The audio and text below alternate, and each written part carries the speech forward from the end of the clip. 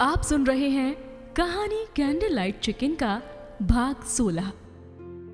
कहानी में अब तक आपने सुना कि जहां एक तरफ जय की हालत जोया के जाने के बाद दिन ब दिन बिगड़ती जा रही थी, वहीं दूसरी तरफ जय के पिताजी को जोया के अब्बू को दिए वादे के अनुसार गाजीपुर हमेशा हमेशा के लिए छोड़ना था। उन्हें चिंता ये सता रही थी कि वो गाजीपुर छोड़कर आखिर जाएंगे कहाँ। लेकिन नियति को जो मंजूर होता है वो तो होकर ही रहता है। अपनी सारी जमा पूंजी अपनी ही बहू के हाथों चोरी हो जाने के बाद दोनों पति पत्नी कंधे पर सिर्फ एक बैग टांगे अपने बेटे का हाथ थामे गाजीपुर से काफी दूर निकल आए थे। आइए सुनते हैं कहानी में आगे क्या होता है। पांडे परिवार सड़क पर चल ही रहा था कि एक ट्रक जय के पिताजी को आता हुआ दिखाई दिया। उन्होंने उसे रुकने का इशारा किया। ड्राइवर ने ट्रक रोककर तीनों को बैठा लिया। इसके बाद तीनों ही एक अनजान शहर और अनजान लोगों के बीच अपनी नई जिंदगी बसाने के लिए निकल गए। जय के पिता ने बार बार इधर उधर देखा, लेकिन अब शायद उनकी भावना भी शून्य हो चुकी थी। तभी तो उनके चेहरे से गम की लकीरें छटने लगी थी। जय की माँ भी उदास सी बैठी अपने बेटे को बार बार देखते हुए सोच रही थी कि काश वक्त फिर से बीता समय लौटा दे। मगर शायद अब ये सब सोचने से कुछ नहीं होने वाला था, क्योंकि सच्चाई यही थी कि वो अपने शहर के लिए पराए हो रहे थे। जय तो अपनी माँ के कंधे पर सिर रखकर बैठा हुआ था। उसे तो यही लग रहा था कि पिताजी और माताजी कहीं घूमने जा रहे हैं। शाम होते होते अचानक एक जगह पर ड्राइवर ने ट्रक को रोकते हुए कहा, लो जी, आ गई अपनी मंजिल। वैसे तुम कहाँ जाने वाले हो? जय के पिताजी जेब से पैसे निकालते हुए ड्राइवर को देने लगे। ड्राइवर ने कहा, आपसे क्या पैसे लूं? आप तो वक्त के मारे लग रहे हैं। पांडे जी, वक्त ने क्या मारा, अपने ही पराए हो गए। आप तो पराए भी होकर अपने से लगने लगे। ड्राइवर, भाई साहब, आपने अपने आप से कभी वक्त को नहीं समझा होगा। वक्त ने आज आपको सब कुछ सिखा दिया है। पांडे जी, भैया, कुछ मंजिलें रास्तों को तय करने के बाद ही मिलती हैं। शायद हमें भी अपनी मंजिल एक न एक दिन मिल ही जाएगी। इतना कहने के बाद जय के पिता ने अपना सामान कंधे पर उठाया और शहर के शोर में खुद को शामिल करने के लिए निकल पड़े।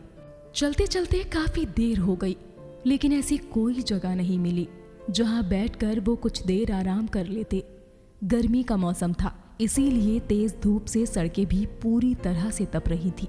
सड़क किनारे लगी टंकियों से बार बार पानी पीने के बाद भी उनकी प्यास नहीं बुझ रही थी। तीनों के बदन पसीने से तरबतर हो गए थे। खैर, बड़ी मुश्किल से उन्हें एक ऐसी जगह नजर आई जहां पर वो कुछ देर आराम कर सकते थे। वहां पर कुछ देर बैठने के बाद जय के पिता होटल से कुछ खाने के लिए लाए। तीनों जमीन पर बैठकर खाना खाने लगे।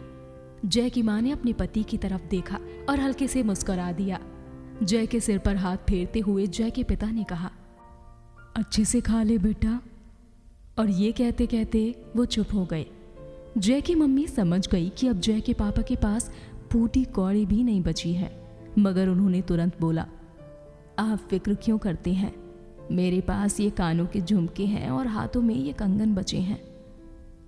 जय के पापा, अरे सब कुछ तो चला ही गया, कम से कम इन अंतिम निशानियों को तो इस तरह से खत्म नहीं करेंगे। तुम देखना, कुछ ना कुछ इंतजाम हो ही जाएगा। आप ठीक कहते हैं, जय की मां ने पानी की घूंट भरते हुए कहा, लेकिन देखना, अगर कोई काम मेरे लायक भी मिले तो मैं भी कर लूंगी। वैसे भी खाली पड़े पड़े क्या करूंगी? जय के पिताजी, तुम भी कैसी बातें करती हो जय की मां?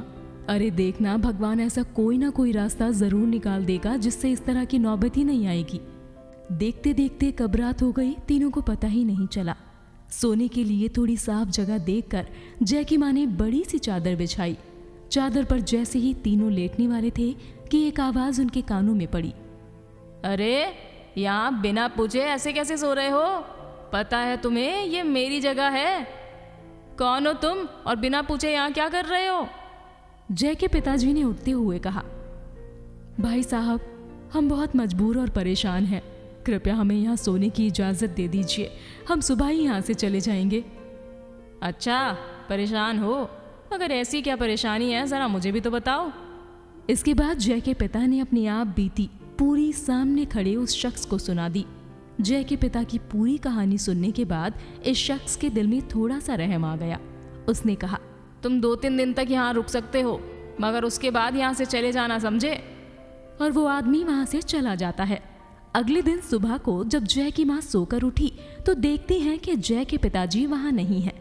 इधर उधर देखने के बाद वो समझ गई कि शायद वो काम की तलाश में यहाँ वहाँ गए होंगे। काम की तलाश में निकले जय के पिताजी ने शहर की खाक छानना शुरू कर दी, लेकिन कहीं पर भी बात नहीं बनी।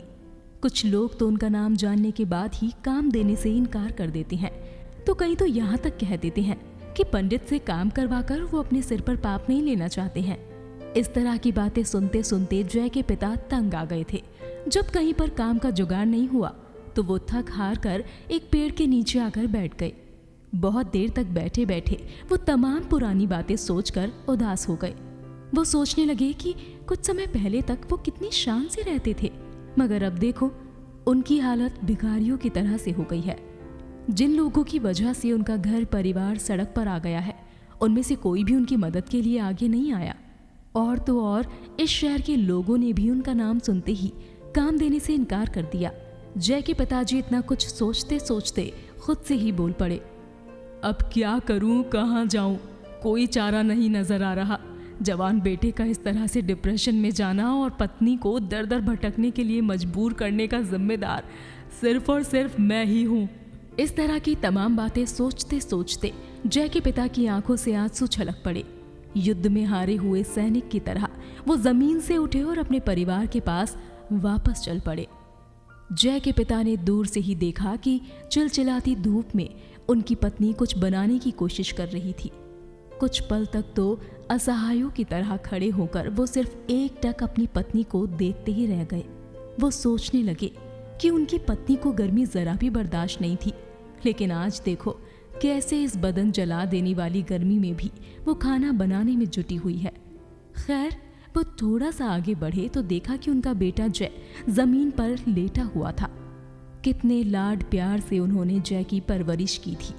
एक बार भी कभी जय को किसी तरह की तंगी नहीं होने दी थी, मगर आज उसके पिता ने ही उसे फुटपाथिया बना दिया। जय के पिता ने अपने कदम बढ़ाना जारी रखा और वो अपनी पत्नी के पास आकर चुपचाप बैठ गए।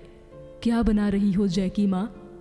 अपने कानों में ये आवाज पड़ते ही जब जय की मम्मी ने पीछे मुड़कर देखा तो पीछे जय के पिताजी बैठे हुए थे। कुछ नहीं, बस चलते वक्त थोड़े से चावल रख लिए थे, उन्हीं को बना रही हूँ, और देखो अब बनने वाले हैं। जय की मम्मी ने बड़े उत्साह में ये बात कही। जय के पिता ने देखा कि इतनी धूप में खाना बनाने के बावजूद उसकी पत्नी के चेहरे पर लेश मात्र भी निराशा नहीं थी। वाकई उनको कितनी नेक और साथ देने वाली पत्नी मिली है, जो दुख में उतना साथ निभा रही है जितना सुख में निभाया करती थी। जय के पिता अपने बेटे जय को देखने लगे और धीरे से बोले, जय कैसे हो बेटे? जय ने अपने पिताजी की आवाज सुनकर गर्दन उठाकर उन्हें देखा तो, लेकिन बिना कुछ कहे फिर से गर्दन झुकाकर नीचे लेट गया। इतने में उनकी पत्नी बोली, चलो चावल बन गए हैं, खा लेते हैं। तुमने तो सुबह से कुछ नहीं खाया होगा, ऐसे कह रही हो जैसे तुमने बहुत कुछ खा लिया है। जय के पिता ने निराशा में डूबी आवाज में कहा।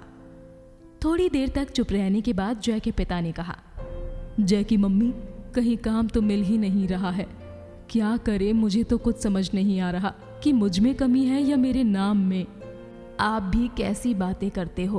अरे ना आपके अंदर कमी है और ना ही आपके नाम में, बस इसे वक्त का तकाजा कह सकते हैं जो आजकल हमारी परीक्षा लेने पर तुला हुआ है। हाँ सही कहती हो जय की मम्मी, आजकल हमारा वक्त वाकई बहुत ख़राब चल रहा है, इसीलिए हर काम बनते बनते बिगड़ रहा है। अब यही देखना है कि भगवान हमारी कितनी परीक्षा लेता है, क्योंकि अब खोने को तो हमारे पास कुछ है नहीं, इसीलिए डरने की भी ज़रूरत नहीं है। दोपहर खाना खाने के बाद बातचीत करते करते रात हो गई। रात में तीनों बिना कुछ खाए पिए ही चादर पर लेट गए। दूर कहीं मंदिर में भजन की गूंज उन्हें सुनाई पड़ती है। उसकी नैया है तू खेवैया है, वो तो दाता वो है विधाता, याद उसको करें जिससे नाता है, दे दे हमको किनारा वही दाता है। जब भी बदले समय नजर आता है, वक्त भी ठहर जाए समझ आता है। जो कहूँ मैं दिल को कुछ ना भाता है, इस घड़ी में वो हर पल याद आता है।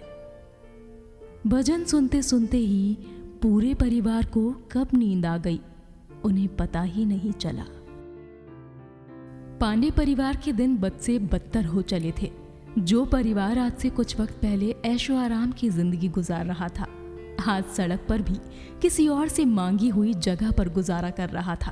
क्या पांडे परिवार की हालत इससे भी बदतर हो जाएगी, या अगली सुबह के साथ कोई नया उजाला आएगा? जानने के लिए सुनिएगा जरूर कहानी कैंडल लाइट चिकन का अगला भाग।